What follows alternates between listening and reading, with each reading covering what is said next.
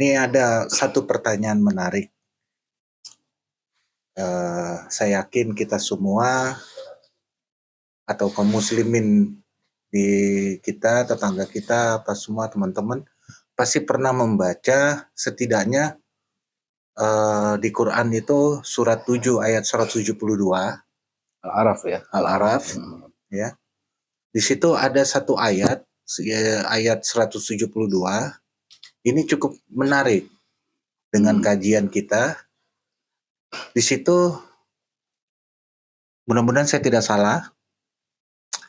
Kalau terjemahannya itu Allah pernah menanyakan kepada kita saat kita masih dalam alam penciptaan, sebelum ruh kita ya diturunkan Allah ke rahim ibu kita. Di situ Allah berkata, bukankah aku ini Tuhanmu? Nah, kita menjawab, ya, engkaulah Tuhan kami, ya kan? Dan kami dan kita itu menjadi saksi. Nah, ini menarik karena logikanya kalau memang kita pernah mengatakan begitu, itu kan seakan-akan kita kayak diambil sumpah ya, diambil sumpah, ya kan? Nah, seharusnya kan begitu kita lahir keluar dari rahim ibu kita, itu setidaknya teringat dong memori itu.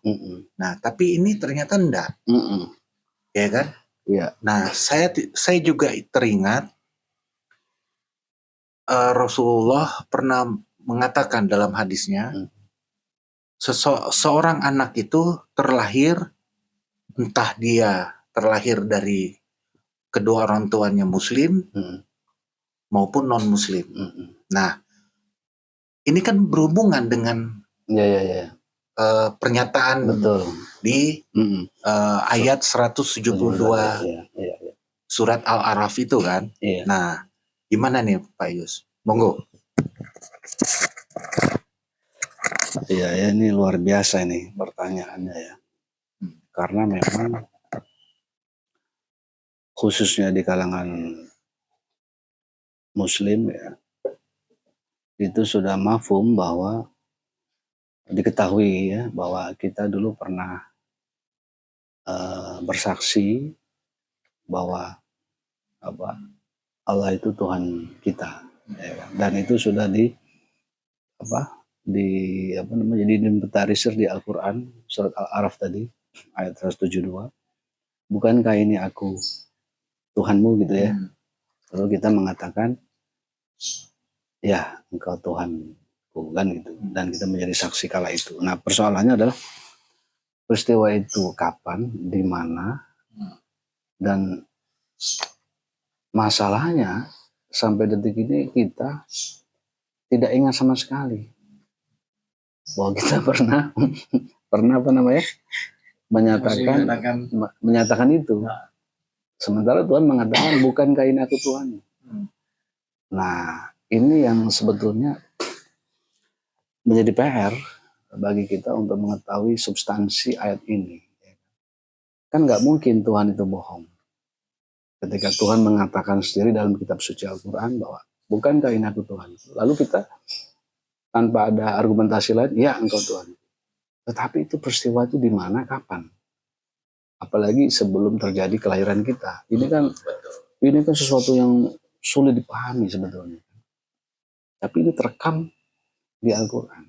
Di Al-Quran ya kan. Ya, lalu kita bagaimana memahami ini? Nah, selama ini yang kita pahami peristiwa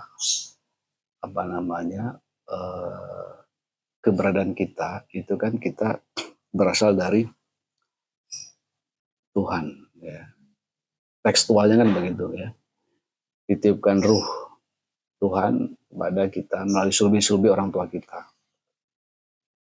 Jadi Allah meniupkan ruh ya kepada manusia melalui sulbi-sulbi, sehingga penjelasan ini terus sampai sekarang seperti itu ya. Jadi kalau mau dibuat semacam lintasan itu, pertama Allah meniupkan kita, lalu kemudian ruh kita ya ke tubuh kita gitu ya. Kemudian kita lahir di muka bumi ya kan? Lalu kita hidup terus berkembang ya, kemudian menemui ajal kita, lalu mati, lalu kita terpisah dari ruh. Selama itu dipahami ya. Jadi kita itu seolah-olah ditiupkan ruh ke tubuh kita ya, atau ke jiwa, ke badan kita melalui subi tadi, lalu kita lahir, lalu berkembang, kematian menjumpai kita, lalu terlepas dengan ruh. Selama ini itu yang kita pahami. Artinya kita nggak pernah tahu ada peristiwa lain selain itu. Ya. Nah, sejak kapan pemahaman semacam ini muncul? Ya, itu sudah berabad-abad lalu ya. Kalau tidak salah ingat, Plato mengatakan itu juga, bahwa manusia itu ditiupkan itu ke ruhnya, ruh Tuhan ditiupkan kepada sulbi anak Adam, kemudian lahir kita, membesar, lalu nanti pergi lagi setelah kematian menjumpai. Seperti itu selama ini. Nah, lalu kita pernah membahas kalau tidak salah, seperti apa sih ruh ditiupkan ke jasad atau ke tubuh. Itu tidak seperti meniup balon ya kan. Seolah-olah ada antrian roh di atas sana, tubuh A lahir masukin ya kan, ngantri nih ruh-ruh di atasnya. Tubuh pabrik. Nah, pabrik. Nggak seperti itu ya kan. Jadi kayak seorang ada penunggang kuda, nunggu kudanya kan. Ada kuda baru dia nunggangi. Penunggangnya itu ruh, kudanya itu jasad, seperti itu kan. Atau seperti seorang sopir yang nunggu mobilnya, bisnya ya kan. Setelah ada bisnya dia mengendarai atau mengendalikan sopirnya. Seolah sopir itu ruh, bisnya itu badan. Ternyata tidak seperti itu kan gitu. Nah, lalu kembali kepada pertanyaan tadi.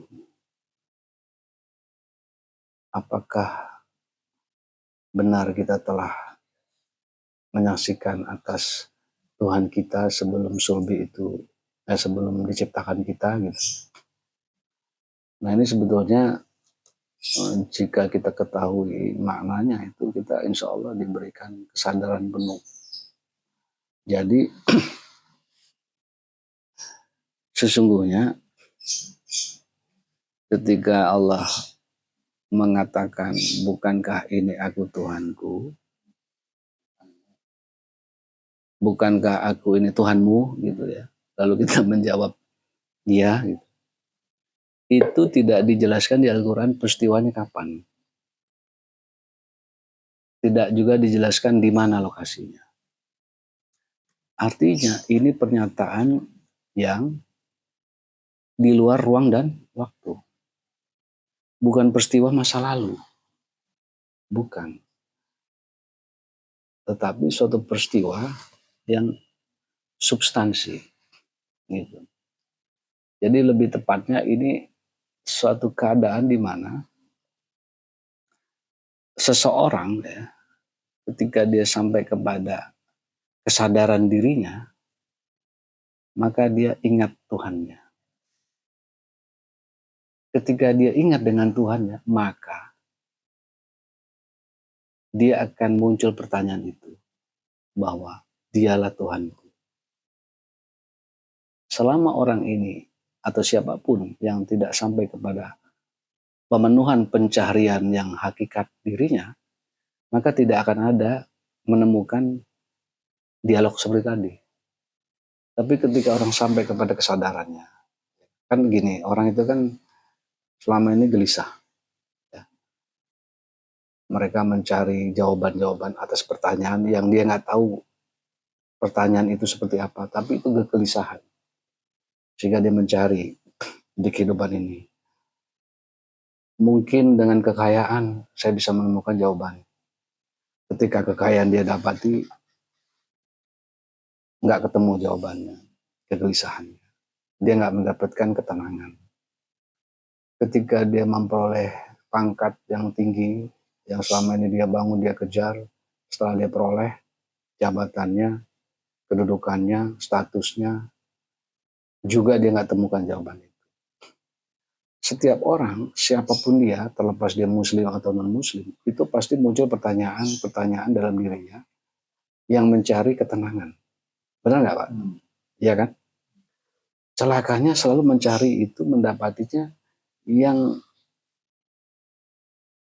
titik fokus yang dicari itu yang parameternya rasa. Ketika rasa itu dia dapat, justru nggak mendapat jawaban. Mungkin kaya, setelah kekayaan dapat, dia hanya merasakan kekayaan, tapi tidak merasakan jawaban yang memuaskan atas pertanyaan-pertanyaan yang bersifat spiritual. Nah,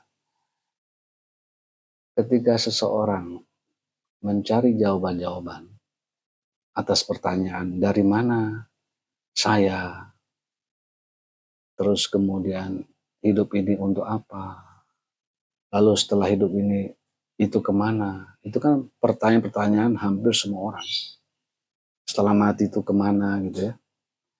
Jika pertanyaan itu terus menghantui dirinya, maka pada akhirnya dia akan menemukan diri dalam ketidaktahuan yang akan mengatakan pasti dia itu Tuhan. Artinya apa? Ketika kita mempertanyakan sesuatu yang bersifat non-materi, di manakah Tuhan, ya kan? Lalu kemudian kita merenung semua ini ciptaan siapa yang menciptakan, maka semua berujung kepada jawaban yang ada cuma Tuhan, atau dialah Tuhan itu. Maka pada saat itulah seseorang itu sebetulnya sedang menyaksikan bahwa Allah adalah Tuhannya. Saat itulah Tuhan mengatakan dalam dirinya sendiri, bukankah aku ini Tuhan? Maka kita dengan spontan tanpa interupsi langsung menjawab, ya memang engkau Tuhanku. Bisa dipahami nggak seperti itu? Jadi ketika Al-Quran tadi mengatakan, bukankah aku Tuhanmu?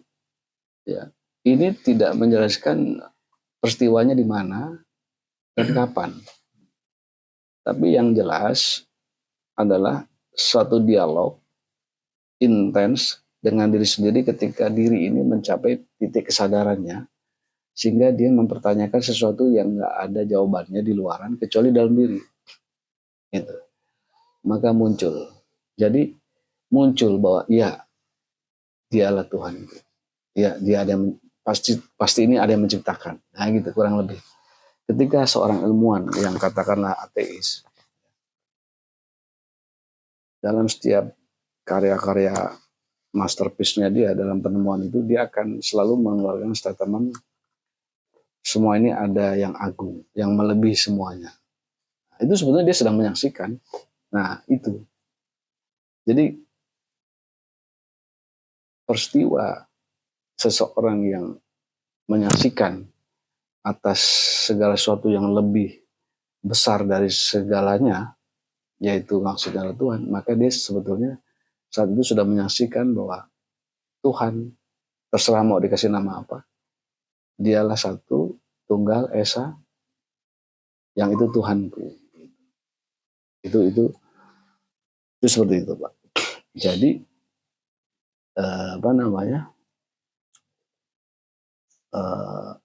jawaban ini akan ditemukan ketika seseorang tadi merintih dalam kesendiriannya, mempertanyakan itu.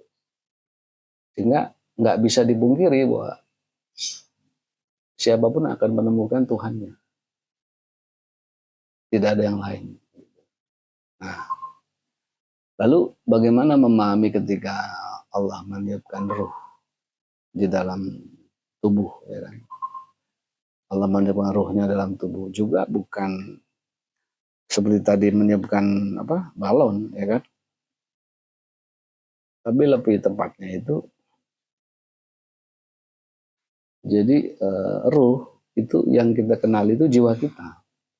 Ya, seperti yang kita bahas yang lalu, bahwa hubungan jiwa dan tubuh itu kan bukan hubungan perjodohan antara dua entitas ya, atau dua keberadaan, tapi hubungan yang satu.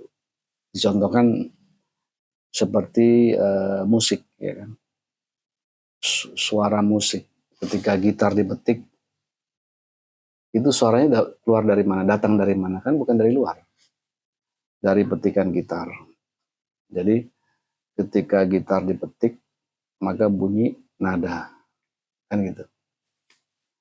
Maka bunyi itu sesungguhnya ada di dalam, bersatu dengan petikan gitar, bukan dari luar tapi dari dalam, ya. Nah, gitar tanpa senar nggak bisa dibunyikan, maka harus ada senar. Senar dipetik maka akan bunyi. Bunyi musik itulah berasal dari tubuh gitar itu. Artinya dia bukan ditiupkan, bukan diturunkan dari langit, ruh langsung nempel di badan, enggak. Tapi seperti tadi, bunyi musik itu berasal dari gitarnya. Gitar kan materi, tapi bisa mengeluarkan bunyi, kan gitu. Jadi keberadaan jiwa di dalam tubuh itu keberadaannya bukan diinstal ke dalam tubuh seperti meniupkan udara di dalam balon, tetapi jiwa atau ruh itu sudah bersama, bersatu, tidak terpisah dengan si gitar tadi, contoh musik, ya. Atau contoh lain, apa ya? Ini ada kayu, ya. Ada dua kayu kering, kita gosokkan terus, Pak. Lama-lama akan apa? Kayu kok digosok terus, akan apa tuh, Pak? Kalau kayu digosok terus, kedua kayu digosok terus-terusan, panas. Habis panas keluar api. Nah, pertanyaannya, api itu tadi ada di kayu nggak? Tidak ada. Tapi kenapa begitu digesek lama-lama panas keluar api, percikan api, kan? Karena orang zaman dulu di hutan itu, orang purbakala, belum ada korek api, kan gitu. Kayu digosok-gosok keluar api. Yang heran itu, yang ajaib itu, api itu dari mana asalnya? Dari luar nggak? Dari kayu. Dari kayu. Gesekan kayu. Dari gesekan kayu. Tapi unsur api ada nggak di situ? Di kayu itu? Nggak ada. Karena api itu imaterial dalam tanda kutip. Artinya unsur-unsur api tidak ada di kayu itu. Ya. Artinya apa? Api bersama kayu tidak terpisah. Cuman dia akan muncul percikan api kalau sudah digosok. Sedemikian rupa sampai mengeluarkan panas percikan. Berarti apa? Api di dalam kayu itu saat itu tidak ada, tetapi disebut apa? Potensial. Dia baru potensi. Begitu digosokkan terus, lama-lama aktual, keluar api. Nah gitu, Pak. Jadi pemahaman kita tentang ditiupkannya ruh kepada tubuh, ya, itu sama persis api yang ada di kayu ketika digosokkan. Nah gitu. Berarti kalau diterjemahkan dalam bahasa sederhana, penciptaan manusia berarti secara umum, iya, bidan atau dokter kandungan itu kan suka menjelaskan di saat sperma bertemu dengan sel telur, iya, dalam jangka waktu tertentu dia akan berkembang, hingga ada sampai mengatakan bahwasanya di usia 4 minggu janin ini sudah punya ruh. Nah, artinya proses berkembangnya janin, ya kan? Proses berkembang janin adalah bentuk potensial dari satu kesatuan dari janin dan ruh itu sendiri. Iya. Jadi nggak didatangkan dari langit. Bukti bukti nyatanya adalah dia berkembang hingga sebulan, 2 bulan, hingga mulai membentuk, ada tangan, jari. 4 bulan disebut manusia. Ya kan, sudah berbentuk manusia apa semua. Gitu. Iya. Jadi kesadaran kita untuk memahami ketika Allah katakan kutipkan ruhku, itu kesadaran yang kita tangkap bukan seolah-olah Tuhan ada di langit jatuh ke tubuh kita, enggak, tapi sudah rangkap menjadi satu dengan jiwa. Artinya cuman bedanya ketika masih janin, masih sperma, itu baru potensi menjadi manusia. Makanya kita berkembang kan, bergerak ya. Gerakan-gerakan ini kan seperti tadi, gesekan api kan, digesekkan tuh kayu digesek-gesekkan dengan kuat. Nah sama hubungan orang tua kita bergesekan, lahirlah janin kita, lalu kita tumbuh bergerak, kita hidup penuh dengan gesekan, penderitaan, kebahagiaan, kepedihan, itu kan gesekan. Untuk apa? Menumbuhkan yang namanya jiwa, gitu, yang potensi menjadi aktual. Jadi jiwa yang aktual ini maksudnya adalah dia pada akhirnya menemukan jawabannya sendiri atas pertanyaan-pertanyaan yang selama ini ditanyakan dalam kehidupannya. Sehingga dia akan menemukan Tuhannya tanpa harus perlu didatangi seorang nabi untuk menjelaskan bahwa Tuhanmu adalah Allah. Jika tadi seseorang melakukan kontemplasi, perenungan, tafakur tentang hakikat dirinya, sehingga dia akan temui jiwa sesungguhnya. Maka ketika dia sampai pada titik ini, maka dia akan terus mencari pengetahuan tentang hakikat. Dia akan terus belajar, terus beramal. Nah, diri yang semacam inilah yang pada akhirnya membentuk dirinya menjadi jiwa yang disebut manusia yang berakal. Sampai pada tingkat tertinggi dia menjadi jiwa yang ruhnya itu ilahiyah. Nah, dia menjadi cahaya itulah. Artinya selama manusia itu berproses seperti yang Pak Yus katakan tadi, maka tanda kutip memori di saat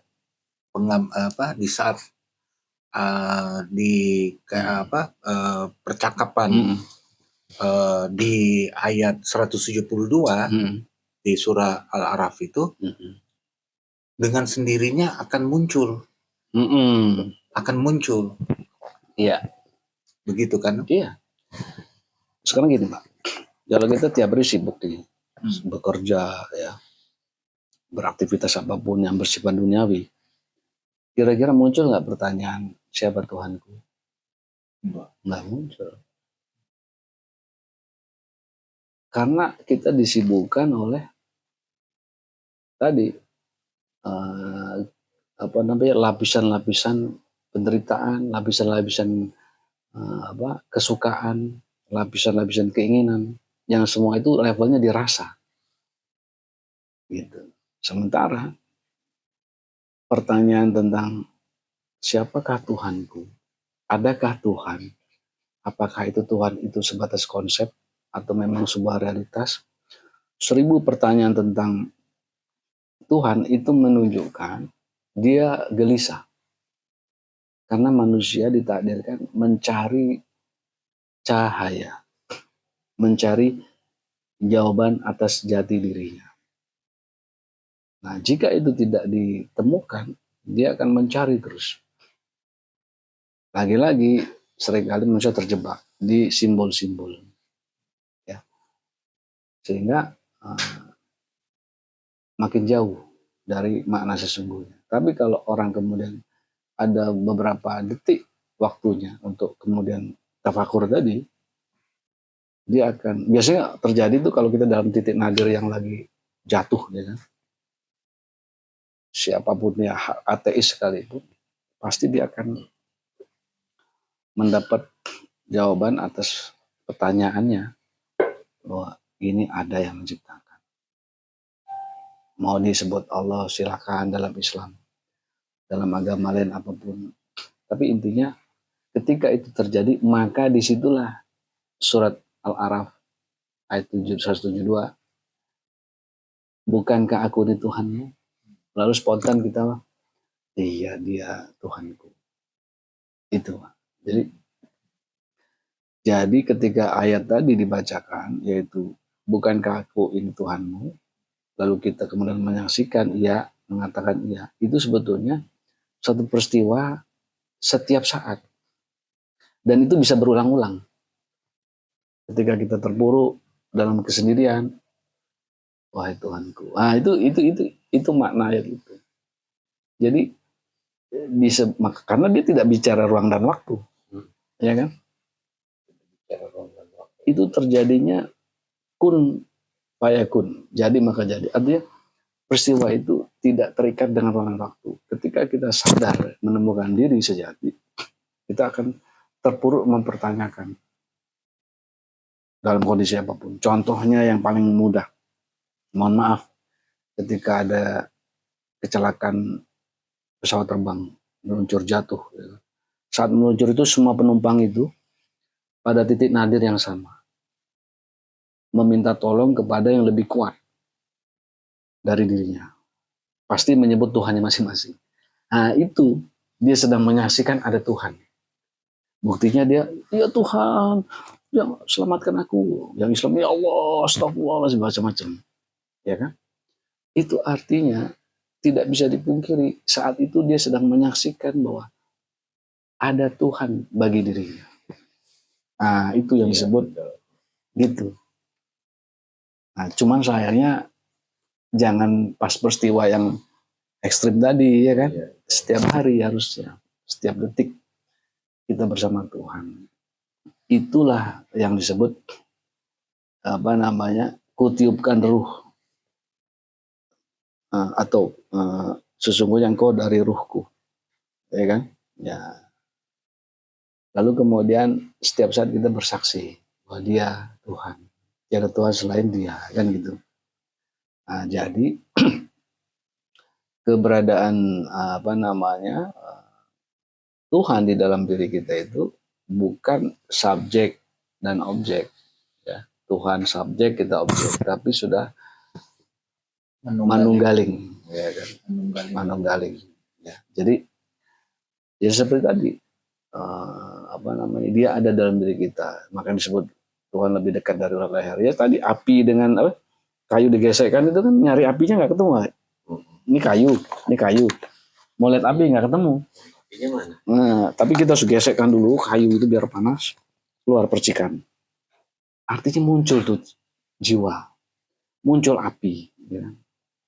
Nah, sehingga api itu bisa membakar. Bahkan kayunya habis, apinya masih bisa nyala. Dalam arti dibakar yang lain. Nah, lalu kemudian muncul pertanyaan, lalu bagaimana ketika tubuh kita ini hancur atau mati? Mana jiwa kita? Ya kan? Kalau tadi sebelum penciptaan tubuh, ya, itu dikatakan, kita sudah mengatakan bersaksi bahwa Allah itu Tuhan kita, ya kan? Atau sebelum kita jadi tubuh lah, ya kan? Nah, karena memang pada saat kita sedang mempertanyakan itu, kita tidak lagi mikirkan tubuh, ya kan? Kita lagi merenung, sungguh semua ini Engkau Tuhan. Itu kan tidak sedang memikirkan tubuh, tubuh nggak ada, gitu. Ruang dan waktu tidak ada, ya kan? Nah, begitu juga saat kita mati. Saat kita mati, sebetulnya jiwa kita kemana? Sama dengan tadi, Pak. Api digesek, kayu digesek, keluar api. Ketika kayunya habis, api menyala kemana-mana. Bukan berarti api itu hilang, dia bisa membakar semuanya. Maksudnya begini. Atau ginilah, saya kasih contoh yang lebih mudah. kembali lagi orang main musik gitar. Kan suara nada itu muncul dari petikan gitar, ya kan? Bukan dari luar dong, tapi akibat kita memetik gitar, teng, bunyi. Nah, pertanyaannya bunyinya hilang nggak? Waktu kita petik kan bunyi. Tapi begitu kita tidak petik, suaranya masih ada nggak? Nggak. Sebetulnya tidak hilang. Ada dia. Oh, tetap ada di situ. Iya, cuman karena kita petik, jadi bunyi kan. Nah, kalau senarnya rusak, putus. Nah, itulah kematian. Mati senarnya, tubuhnya mati. Tapi bunyinya nggak mati. Dia pindah alam. Kemana suara itu? Ya sederhana. Kita punya handphone. Kita dengar musik instrumental. Perlu nggak gitar? Nggak perlu kan? Karena sudah ada di handphone. Zaman dulu direkam pakai kaset. Kalau kita main gitar kan, ada kaset zaman dulu yang pakai pita itu. Setelah kita main gitar, main musik, kita rekam, lalu gitar kita taruh, kita setel, kasetnya bunyi. Artinya di situ menandakan suara yang kita bunyikan di gitar, ketika dia pindah ke kaset, maka suara itu pasti ada, masih ada. Karena sudah pindah, sudah mentransmisi namanya. Dari gitar yang fisik, pindah ke kaset, transmisi kan. Artinya suara itu sesungguhnya tidak hilang, cuman pindah alam. Sama. Kita pindah alam. Jadi kita tubuhnya rusak nih, jiwa kita nggak hilang, mentransmisi ke alam yang lebih kuat. Gitu Pak. Bisa dipahami ya? Ya. Sama dengan lagi, ini kita bikin cermin besar kaca, kita taruh di samping. Di dalam kaca itu benda-benda ini ada nggak? Di dalam kaca itu ada kan? Ada. Tapi fisiknya ada nggak? Enggak. Nah, yang ada apa berarti? Bayangan. Bentuk-bentuknya. Misalkan ini ya kita taruh depan kaca, ada kursi, di dalam kaca juga ada kursi, ya kan? Ada apapun benda-benda itu di dalam kaca ada. Tapi hebatnya di dalam kaca itu tidak ada fisiknya. Maka itu menggambarkan apa? Di dalam cermin tadi itu yang ada bentuk. Fisiknya udah nggak ada. Ada materinya. Materinya udah nggak ada. Tapi bentuknya ada. Alam barzah itu seperti itu. Bentuk jiwa kita ada. Tubuh nggak ada memang. Tapi di alam barzah, di alam mitsal, ya, di alam imajinal itu ada bentuknya. Maka hati-hatilah apa yang kamu bentuk. Karena itu membentuk di alam mitsal, di alam imajinal. Sama dengan mimpi lah. Ya kan? Di alam mimpi itu kita dikejar anjing. Anjingnya ada nggak? Ada. Bentuk anjing ada. Fisik anjingnya nggak ada. Maka hati-hati terhadap jiwa kita. Jangan sampai jiwa kita tercemar dengan faktor-faktor ilutif imajinasi. Nah, jadi kembali lagi pertanyaan tadi bahwa bukankah aku itu Tuhanku, itu harus muncul setiap saat di setiap hari kita untuk mengingat Dia Tuhan. Nah, pengingatan kita atas Tuhan kita itulah kita sedang menyaksikan atas apa yang kita yakini bahwa tidak ada yang mencipta semua ini kecuali Tuhan. Jadi kembali lagi ini bersifat ontologis ya. Ketika ayat tadi dibaca surat Al-A'raf 172 itu bukan bersifat bicara ruang dan waktu, tapi berbicara ontologis, bicara substansi, eksistensi yang sebenarnya dalam pertanyaan setiap diri. Saya kira itu.